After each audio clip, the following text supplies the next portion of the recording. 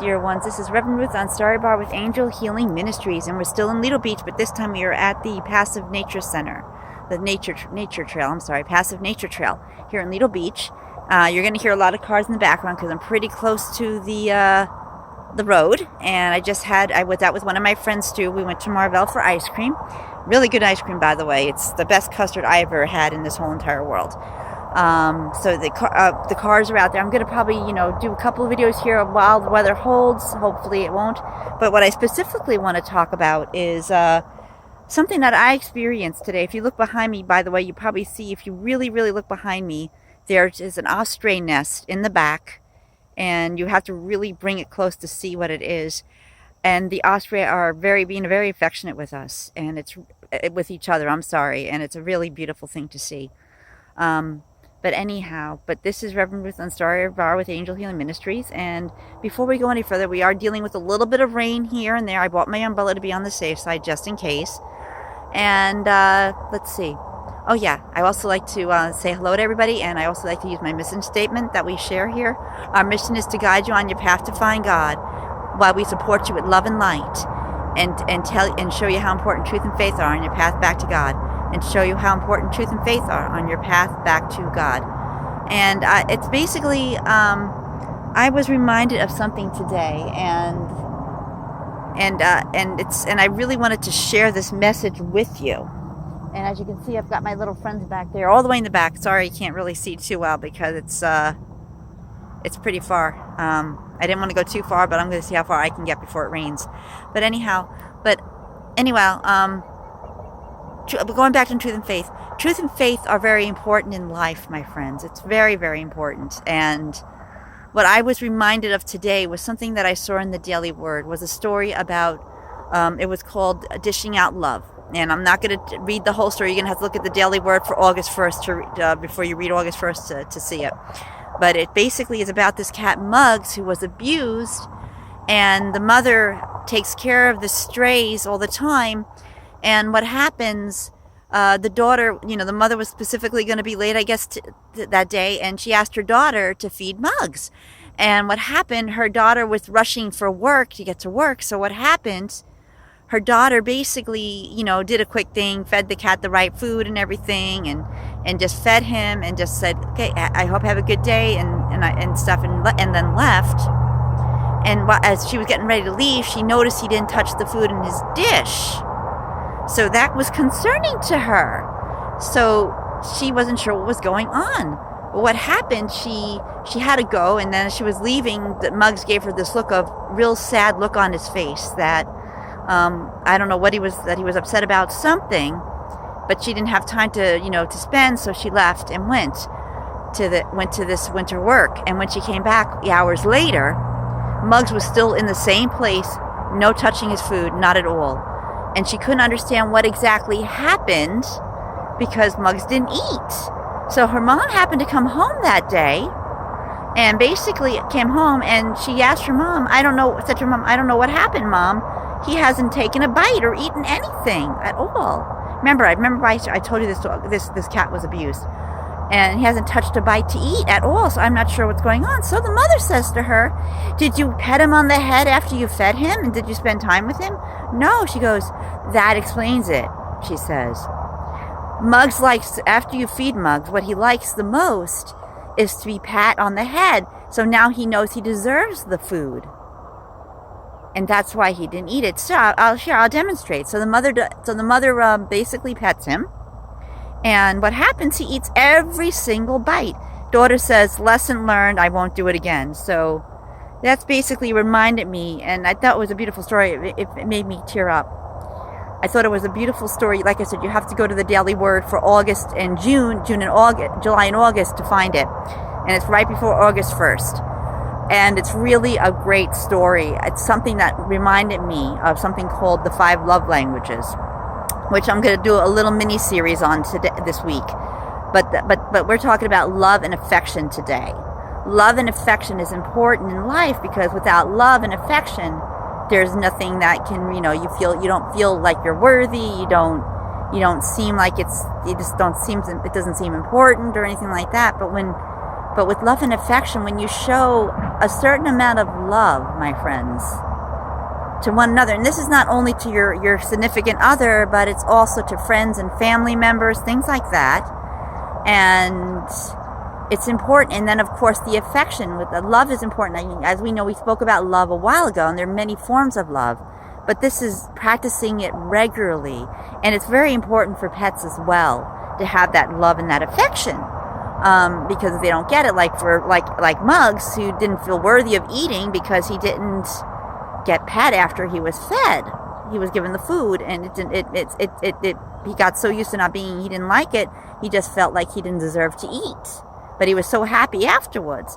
But with love and affection, my friends, you can have a love for a friend, a family member, a significant other, an affection for them. And what we're going to explore with this whole thing about love and affection, and it's going to lead into what we call the mini series of the 5 love languages, and I'll cover that a little bit in one of my other videos as long as the weather holds.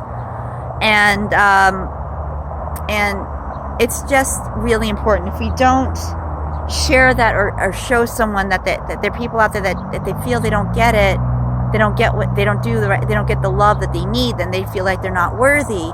And we're all worthy of that love and affection. It says so in the Holy Bible that we're worthy of all that. I mean, look at these animals across the way.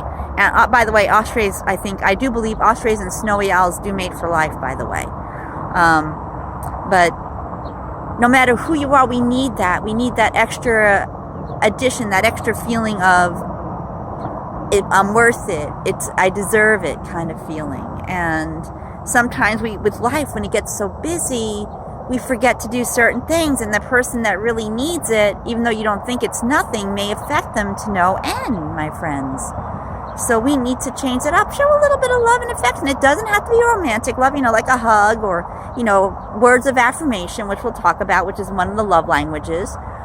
Telling them how you appreciate them for what they do is also a nice form of that. And, just showing your appreciation and your gratefulness is very important in many ways, my friends. With love and affection, it's just something that should happen on a natural basis for people. Sometimes we don't exactly, we don't exactly do it as much as we'd like. I have to remember to show my mom my mom that too, but sometimes I get a little frustrated with her because she repeats stuff or she doesn't hear something I said the first time. I got to remember that it's her age. But I'm learning, it's like a whole nother world, learning how to handle these things. And it works the same with kids, even as a nanny. As you're getting to know the children you're taking care of, they may need certain, confirmation that they deserve it. I haven't had a kid like that yet, but sometimes it really helps just to show that little bit of love and affection toward them. That's a beautiful painting, or, oh, I love the way you did that. Oh, what a good job. Oh, you're doing wonderfully. These are just words of affirmation that kind of are like a love language. And you never know who's going to need it the most, my friends. So don't hold back that love for others, that you're feeling and that affection. Be gracious, be gracious, be friendly type of thing, but don't go overboard unless it's someone you truly, truly love. But like a friend, a good friend, or a friend like my friend Stu. I mean, we always hug each other, and because we just do. It's just something we do, and there are people out there that like that, and that form of hugging is that confirmation of that physical touch of love. So it's another form of love language. And in the words of affirmation, like I told you before, and then, there's acts of service as well. And that's something that happens to be one of my languages, because I like it when people do things for me once in a while. It doesn't have to be every single day, but when someone does something for me so special, I really feel like I was deserving of it. And that's why I sometimes get upset when, when I'm at work, I would like my brother to do the dishes and stuff for me, because it shows that at least he's thinking of me, that, oh yeah, my sister's is working, and let me show my affection for my sister for doing what she asked. And sometimes you have to actually say something and not assume or expect them to do, pretty much. There's just so many factors to these love languages, my friends. But love and affection is just something that kind of all like intertwines with the love languages that we're going to go into. And I guess I'll give you a quick rundown, because I did in my talk a little rundown on the love languages. I guess we'll do that. We'll cover the love languages a little bit in this a little bit. Now the love languages I'm talking about is like me and Stu. We actually partook in 2 forms of love languages that friends do. It's called, we took quality time together to hang out and talk and catch up, because we hadn't in so many years. And then that physical touch, where it really helped, because we feel that friendship, that bond that we have. And you can feel that with just anyone. I feel that with my sister Jill, with my sister Maria, and these are all friends that I chose by choice, are my sisters. And it helps with like my friend Terry. These things are important. And like the different 5 love languages is quality time is one of them. Physical touch is another. Acts of service is another. And gifts is one. And words of affirmation is another. And those are the 5 different forms of love languages, my friends. I think we covered words of affirmation. Like I said, I have to try to remember it. I wrote it down, but I think I just mentioned 5 of them. Let me try that again. Let's see. Quality time, physical touch, acts of service, gifts, and words of affirmation. There you go. That's all 5 of them. And all these love languages, what they do, they help in relationships, my friends. It makes your relationship bond stronger. When you know your partner or your friend's love language, it makes the relationship last longer. When I did this with my family. I have a family that's 2 of my family members that stayed together for 50 years. And I asked them what the secret was, and they told me that they spent a lot of time together, that there was a lot that they spent a lot of time together, they did a lot of hugging, words of affirmation. And that was why their relationship lasted so long, because they were filling each other's tanks. And all of us, we don't all have one language in us. We speak 5 different love languages. You just never know which ones. I mean, I like gifts. They're fun. But I'm more about the acts of service. And I like quality time. Oh, that's important to me. Spending time with someone you truly care about, or family members, that quality time. And that physical touch. I'm a hugger, as many of you might know who've met me over the years. I like that feeling of being able to hug someone. It was really hard during the pandemic not to hug someone. It was really starving that feeling that was like making me feel sad, because I couldn't hug my friends, and it really bothered me. So obviously one of my love languages is also physical touch. So what I know, my 3 are physical touch, quality time, and acts of service. So what I can tell, and words of affirmation are great. I do appreciate them, especially when I'm feeling down and out. And gifts are nice, especially when they're little surprises. I don't expect them every day. But these are things that really bond a family, that keep a family going, a friendship going, a relationship going, a business partnership going.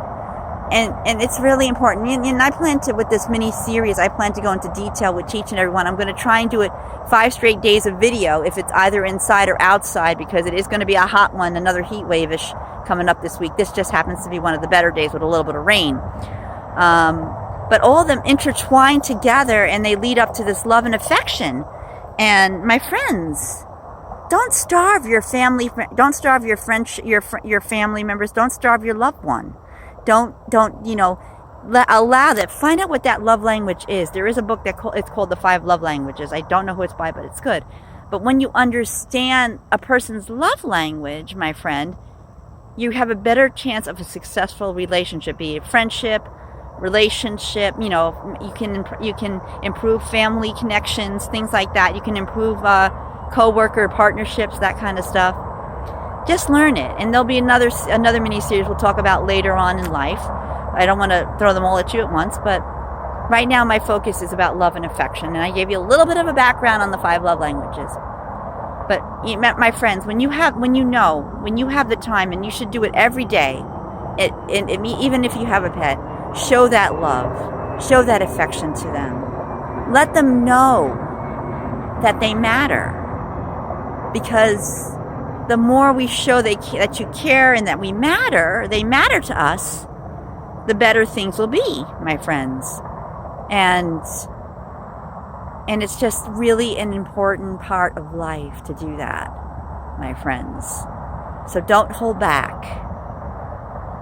Be open to that, my friends. And you'll see how your relationships improve, no matter what they are, your friendships, and your partnerships, your co-workers. These are just things to think about. And if you can, get your hands on that book called The 5 Love Languages. Thanks, and my friends, and I hope you enjoy the surrounding. Like I said, this is the Lido Beach passive nature area I'm in. And lucky for me, there's not that many bugs around. But I also use the off to keep them off of me, of course. But I'm going to go for a little bit of a walk. I might do a little something elsewhere as long as the weather holds. Right now I've got the weather on my side. And I'm not even wearing a hat because there's no sun at the moment. So, my friends, with love and affection, show it. Be open to it. Accept it. Go within and find out what your needs are, what their needs are. Because when you have a happier life and a better life, you move forward.